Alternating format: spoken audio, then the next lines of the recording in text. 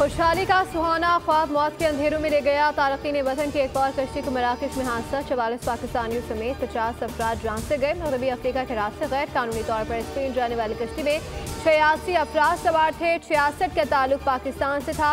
Walking borders की CEO Helena मालिनो के मुताबिक कश्ती में सवार 13 दिन से अजियत का शिकार थे। कोई उन्हें बचाने के लिए नहीं आया। तर्जुमान दफ्तर खारजा के मुताबिक पाकिस्तानी शहरियों को मदद फराहम करने के लिए टीम रवाना कर दी गई। जिंदा बच जाने वालों को कैंप मुंतकिल किया गया। सदर, वजीर आज़म, वजीर दाखिला और बिलावल भुट्टो जरदारी का हादसे पर इज़हार अफसोस।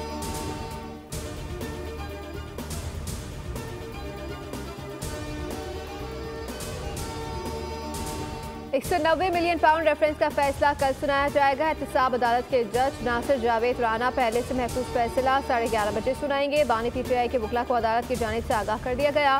बानी PTI और बुशरा बीबी अपने वकला के हमरा अदालत में पेश होंगे।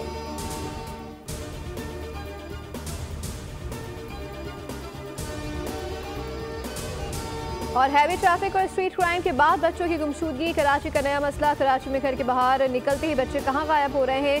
शहरी तशवीश में मुब्तला गार्डन के इलाके से 2 बच्चों के अगवा को 2 रोज बीत गए। कमसन, आलियान और अली कहां हैं, ताहाल कोई सुराग न मिल सका। नॉर्थ कराची से अगवा होने वाले 7 साला सारिम का भी कुछ पता न चल सका। तफ्तीशी इदारों की तहकीकात जारी।